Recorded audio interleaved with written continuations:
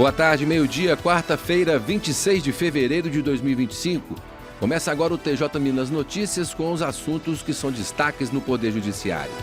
Governador Valadares recebe mutirão de ações ligadas ao rompimento da barragem do Fundão. Justiça declara nulo o contrato de empréstimo consignado em benefício assistencial de menor.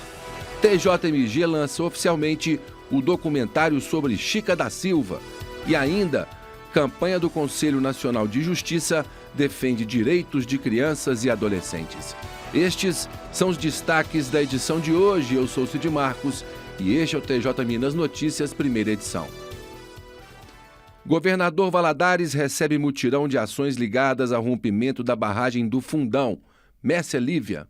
O TJMG, por meio do Sejusc da comarca de Governador Valadares, no Vale do Rio Doce, iniciou mutirão judicial para analisar processos ligados à indenização por dano-água em decorrência do rompimento da barragem do Fundão, em Mariana, em novembro de 2015.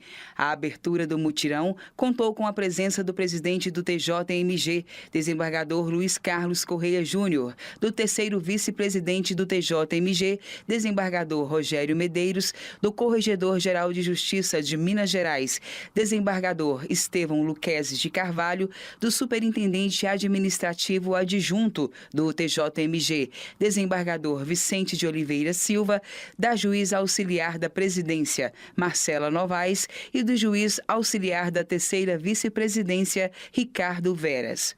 Durante a visita, o presidente Correia Júnior e a comitiva da Corte Mineira se reuniram com o prefeito de Governador Valadares, Coronel Sandro Fonseca, que também participou da abertura do mutirão. Atualmente, cerca de 34 mil ações tramitam na comarca, a grande maioria relativas à interrupção de fornecimento de água à população após o rompimento da barragem em 2015. O mutirão prevê acordos individuais no valor de R$13 mil para reparar danos ocasionados por essa interrupção. O mutirão se encerra na próxima sexta-feira, dia 28. Estão previstas 368 audiências, que estão sendo realizadas em 6 salas da Escola Técnica da Universidade Vale do Rio Doce, entre as partes demandantes e representantes da empresa Samarco Mineração S.A. Outras fases do mutirão estão programadas para ocorrer na comarca, sendo a segunda entre os dias 10 e 14 de março. A busca de acordos por meio do Sejusc abrange ações judiciais movidas por moradores não apenas de Governador Valadares, mas também dos municípios de Naque, Belo Oriente, Periquito, Alpercata, Governador Valadares, Tumiritinga, Galileia, Resplendor, Itueta e Aimorés, todos localizados às margens do Rio Doce. O STF já homologou acordo para reparação dos danos causados pelo rompimento da barragem de Fundão. Ele foi assinado pelas empresas Samarco, Vale e BHP Billinton, que controla a Samarco Mineração S.A. pela AGU, pelos governadores de Minas Gerais e do Espírito Santo, pela PGR, pela Defensoria Pública da União, pelos Ministérios Públicos de Minas e do Espírito Santo e pelas Defensorias Públicas dos 2 estados. A homologação referenda a destinação de R$132 bilhões para ações de reparação e compensação.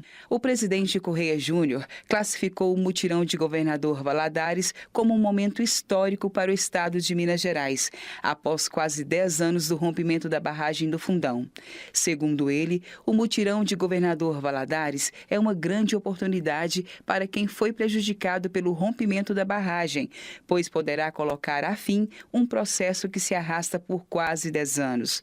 Por nota, a Samarco Mineradora S.A. declarou que com a assinatura do acordo de reparação Bacia do Rio Doce, é possível a realização do mutirão do dano-água, em valor fixo de R$13.018 por autor, e que esse valor será pago em até 30 dias corridos, a contar da homologação judicial do acordo individual, desde que a pessoa preencha os critérios de elegibilidade e aceitação da proposta do dano-água não prejudica o acesso ao PID, Programa Indenizatório Definitivo, que estará disponível em 26 de fevereiro e vai pagar R$ 35 mil por pessoa física e ou jurídica elegível.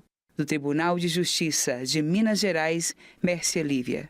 TJMG condena a academia de ginástica por cliente que se lesionou durante aula. A repórter Isabela Melano é quem traz as informações. Uma academia de ginástica foi condenada a indenizar uma cliente por danos materiais e morais devido a uma lesão causada por má orientação durante uma aula experimental. A decisão é da 17ª Câmara Civil do Tribunal de Justiça de Minas Gerais, que modificou sentença da comarca de Belo Horizonte.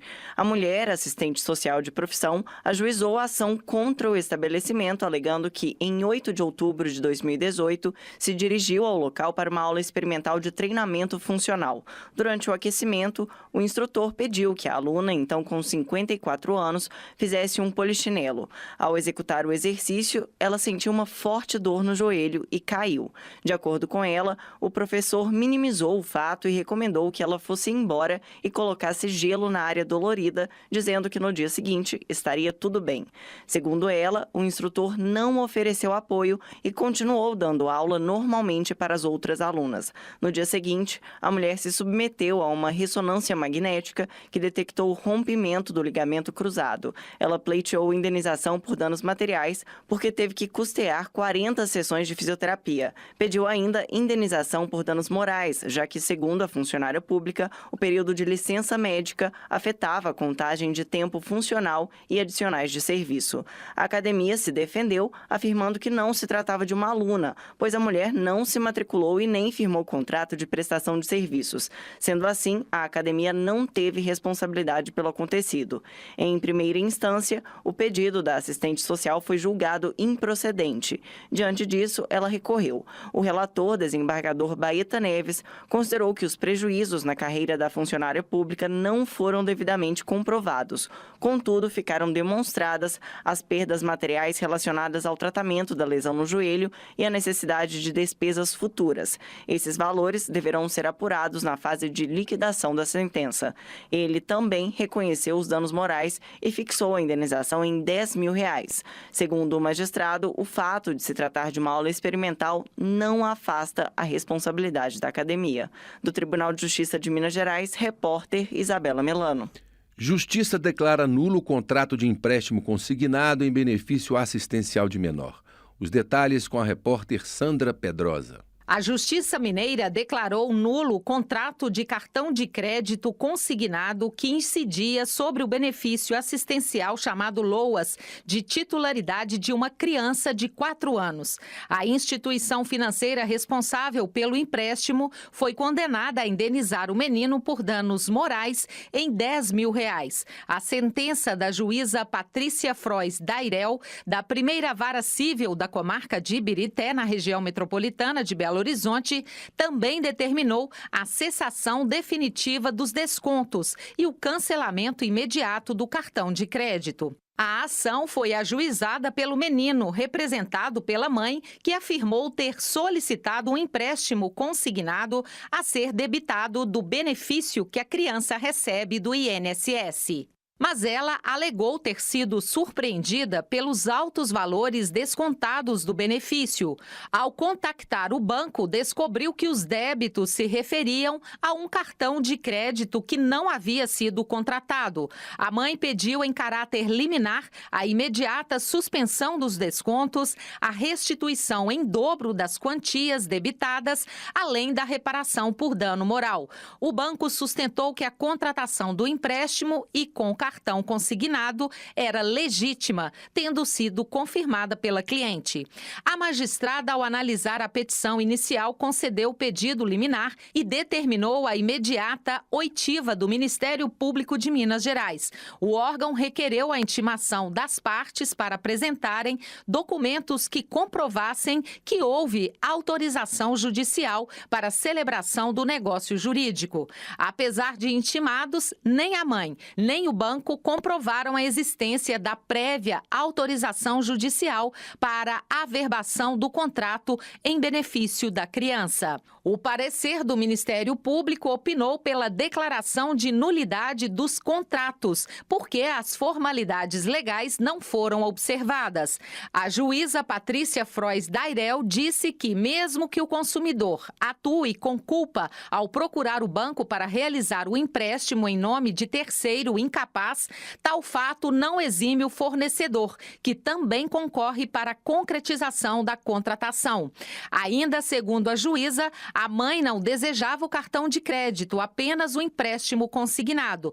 Porém, como isso foi feito sem autorização judicial, o contrato não tinha validade. Sendo irregular a contratação, os valores descontados do benefício previdenciário deveriam ser devolvidos. A juíza entendeu que a indenização por danos morais era devida, pois o banco se omitiu diante da instrução normativa editada pelo INSS e de determinação do Código Civil, exigindo autorização judicial para disposição de bens de menor. Assim, estipulou a quantia de R$10 mil, valor que, para ser levantado, deve ser submetido à prestação de contas futuras e prévia oitiva do Ministério Público de Minas Gerais. Do Tribunal de Justiça de Minas Gerais, Sandra Pedrosa.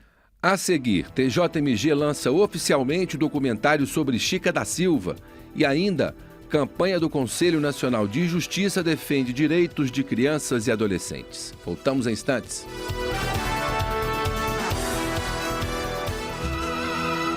TJMG lança oficialmente o documentário sobre Chica da Silva. Eu mesmo acompanhei a cerimônia e trago agora os detalhes. O lançamento foi realizado na sede do TJMG em Belo Horizonte. O documentário Chica da Silva, A Descoberta do Testamento, é uma produção original da Diretoria de Comunicação do Tribunal. O filme, de 50 minutos, aborda a descoberta do testamento da famosa personagem mineira, o que ajuda a desmistificar narrativas que não condizem com a realidade. O documento permaneceu desaparecido por mais de 200 anos. Hoje está sob a guarda do TJMG. Um fato importante, segundo o presidente do Tribunal de Justiça, o desembargador Luiz Carlos Correia Júnior.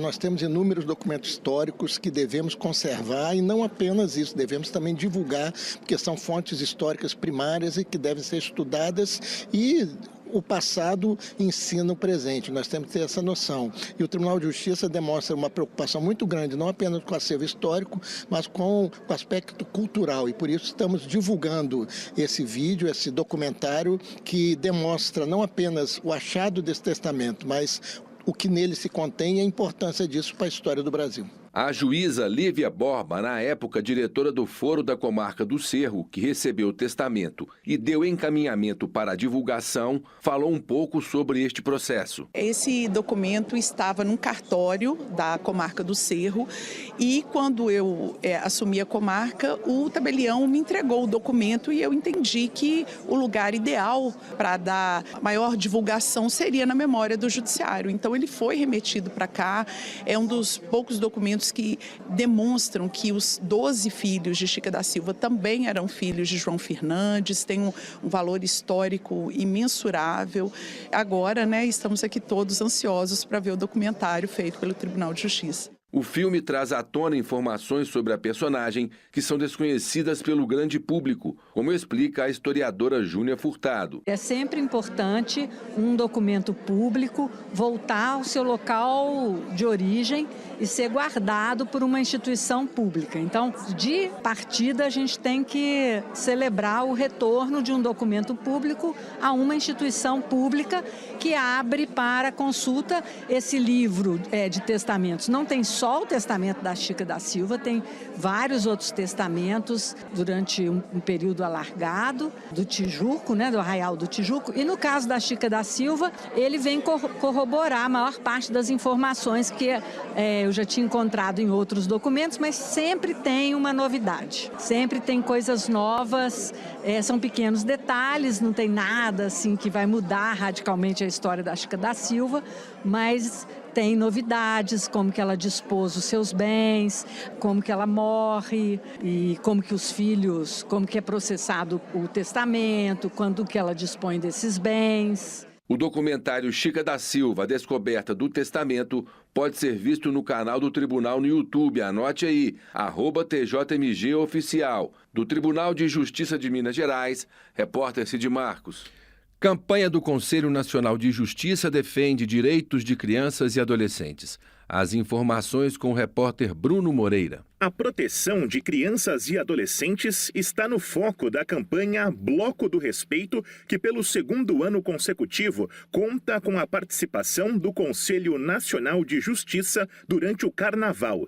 De 27 de fevereiro a 6 de março, as redes sociais do órgão vão transmitir mensagens que contribuam para conscientizar e prevenir violações de direitos dos menores. Com o slogan "A proteção é o enredo da nossa folia", a campanha pretende mobilizar a sociedade para a importância de proteger meninas e meninos de violações e abusos. Segundo o Ministério dos Direitos Humanos e da Cidadania, o número de violações contra a parcela jovem da população brasileira cresceu 30% em 2024.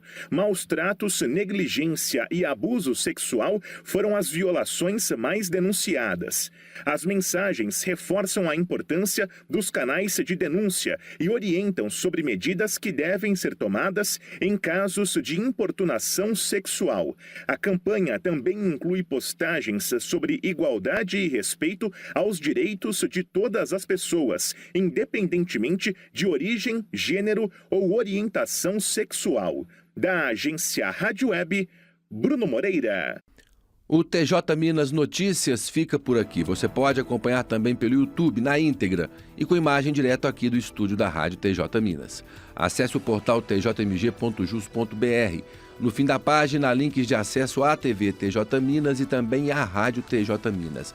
Siga o Tribunal no Instagram, @TJMG Oficial. Daqui a pouco, às 2 horas, tem o programa Melodia. Acompanhe também o jornal TJ Minas Notícias, segunda edição, às 6 da noite. Na sequência, o Jornal Radar da Justiça. Uma boa tarde a todos.